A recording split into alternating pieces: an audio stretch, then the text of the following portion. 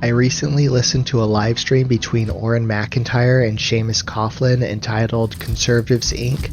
Fails to Learn from Charlie Kirk's Assassination.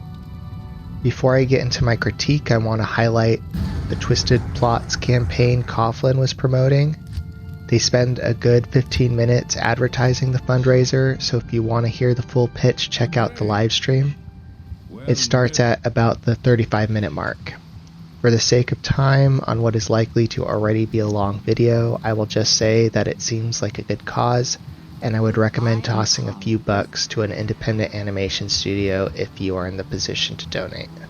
Okay, so now I want to talk about how we can resolve the internecine warfare on the right.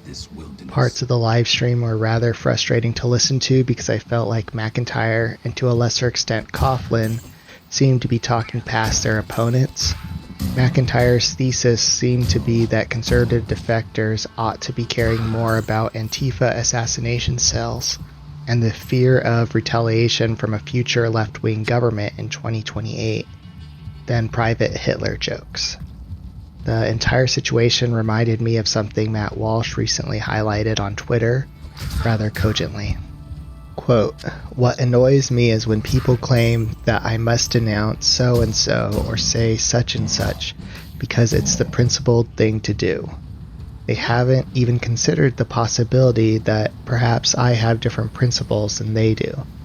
Those might be your principles, but they aren't mine. One of my most cherished principles is loyalty to family and friends. It might not be yours, but it is mine.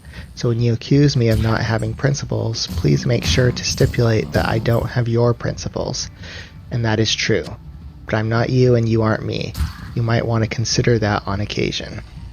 So with that in mind, let's turn back to McIntyre's thesis from the live stream.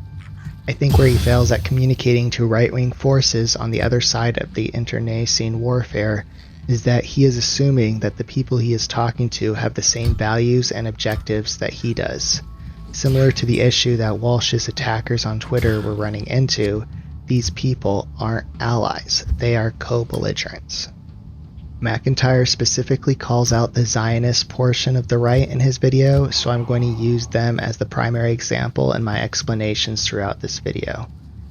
But the principles I'm talking about also apply to other factional tares of the right-wing alliance. The Mises libertarian types, the Christian nationalist types, the pagan LARPers, and the Groypers. So in order to resolve the internecine warfare on the right, leaders with real power and respect of their communities need to come to a table and work out some form of social contract. There needs to be explicit terms on what is acceptable cross-community interaction and what is unacceptable. This creates a sort of prisoner's dilemma and outlines what each faction's form of, quote, cooperate looks like. Then there needs to be explicit terms on punishments or corrective behavior of what should happen when a member of a community, quote, defects. Once this is explicitly laid out, the responsibility of enforcement would be passed on to these leaders who have real power and the respect of their communities. So Zionists would be policing Zionists, post-liberals would be policing post-liberals, and Groypers would be policing Groypers. As an example, when the Zionist representative comes to the table, they may ask for two things. One, that coalition members stop publicly talking about cutting foreign aid, and two, that coalition members stop getting caught making Hitler jokes. And while you might think those things are stupid to care about, you must remember these different communities have different values and principles. They are never going to assimilate to your culture, values, and principles. If you care about having an executive with the power to take down Antifa assassination cells and their support network, if you care about changing the electorate or election rules in a way that will ensure the left won't be able to take power and retaliate against the right in 2028, this type of explicit agreement is the way you get that. Quite often I hear the argument that the Zionists shouldn't get a say because they tried to undercut Trump with DeSantis and only jumped on board last minute. Therefore, they are irrelevant actually. Fine. I am open to this argument, and I believe that it is a completely legitimate perspective to take. But then you must act like this is true, and if it is true, it should reflect reality. Because if the Zionists can undercut your ability to carry out your anti-Antifa actions by chimping out over young Republican texts, you are signaling, and it appears that reality is declaring, that you do need these people on side if you are going to be able to get what you want. If they were irrelevant, the executive branch wouldn't be disrupted by the, quote, defect action of the Zionists, and you wouldn't need to address them within the coalition. Sort of like how no one on the right currently cares about the neoliberals' opinions on the actions, or even irrelevant conservatives like Joe Scarborough or whatever. I've heard similar arguments being used about the Groypers, aka Fuentes dropped off the Trump train, and the Libertarians, aka they booed Trump when he asked them for their support. Again, it's fine if any of these groups are irrelevant, but then you can't whine when they undercut your ability to lead. I'm not here to argue what reality is. The reality is the reality. And if they have the power to disrupt you, they deserve a seat at the table. Recently, McIntyre had a live stream with Dave Green entitled On the Question of Chimping. I highly recommend. Go over a lot of interesting points, but one thing I wanted to highlight that is relevant to this conversation is a point that Green makes. Quote, Peter Hitchens once said, I do believe in conspiracies, and conspiracies are called let's have lunch, end quote. I'm not saying my proposed quasi-constitutional convention needs to happen publicly.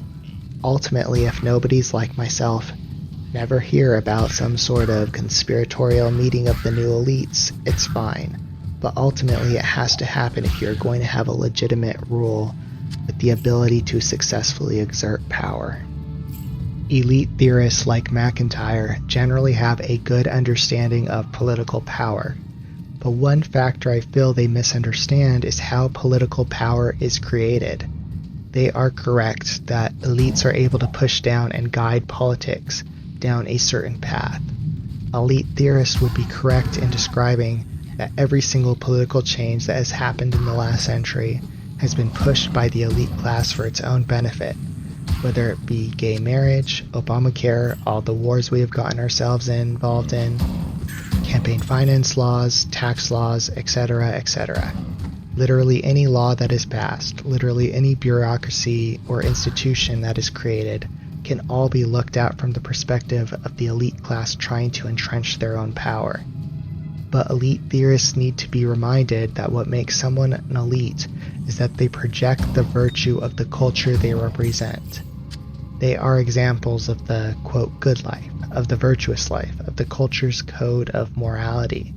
Just like nobody would expect that you could drop a group of virtuous Christian nationalist types into India and expect them to succeed at making top-down changes to their country, you similarly can't expect those same Christian nationalist type elites to guide cultures of Zionists and Groypers.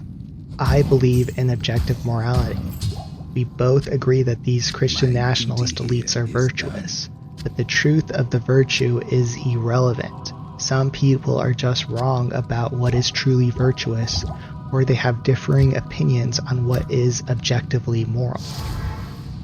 It is historically inaccurate to view the executive or the monarch as making these top-down decisions single-handedly. In feudal times, the monarch distributed its power to the noble class in order to rule at scale, and they allowed their noble class, who were more in touch with their communities, to govern their domains to their cultural customs. Notably, when the monarchs attempted to push a more top-down elite theorist-style approach against deeply held belief systems, for example, the whole Protestantism versus Catholicism comes to mind, they ended up fracturing their legitimacy and ended in civil war.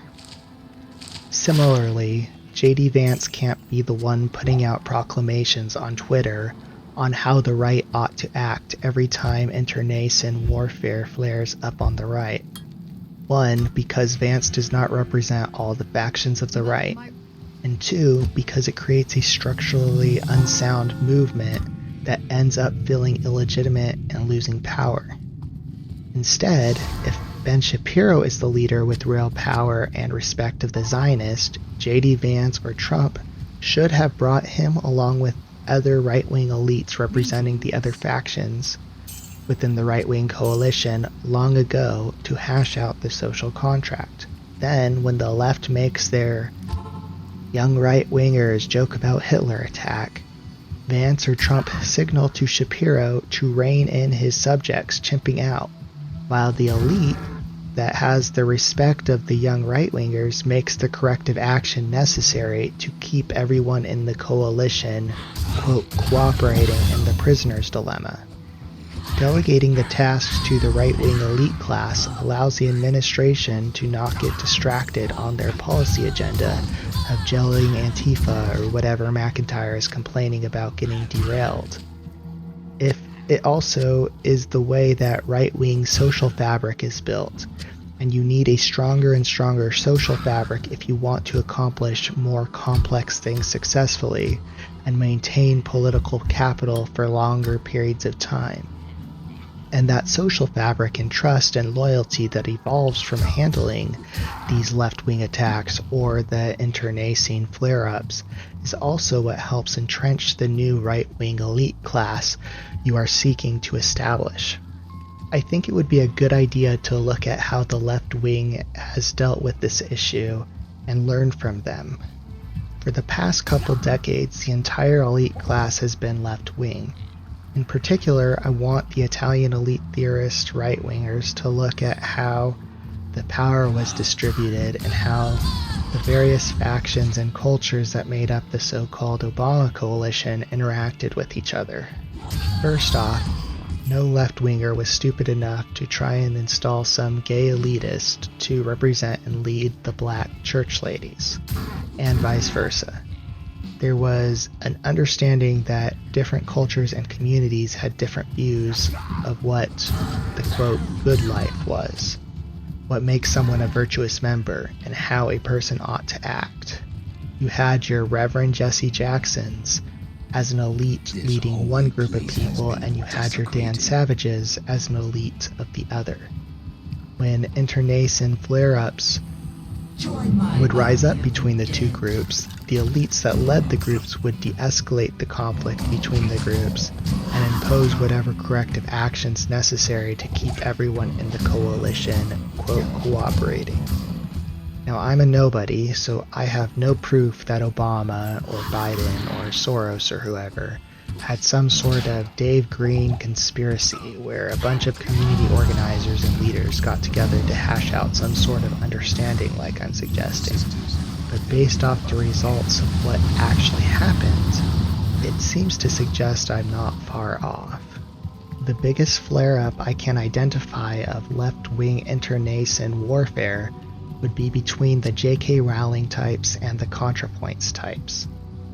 Right-wing leaders should look to that situation as an example because I think the left-wing elites did a good job of keeping the situation under control and keeping it from derailing the momentum. From my perspective, the head executive, Obama and Biden, ignored it and kept focus on the agenda while directing their high-status elites within both the TERF and the trans rights activist communities to counter-signal the chimping J.K. Rowling or ContraPoints. Maybe this is something that the right-wing elites can consider. If you can't get Shapiro or whatever community leader to see the value of being at the table, surely there are other Zionists you can get on side who you can use to counter-signal him.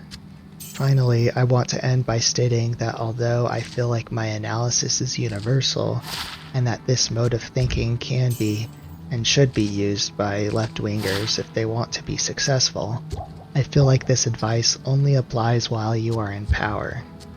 When you are out of power, I would actually advise the opposite, and to follow a more Trump model, or what the leftists are currently doing with Mamdani in New York.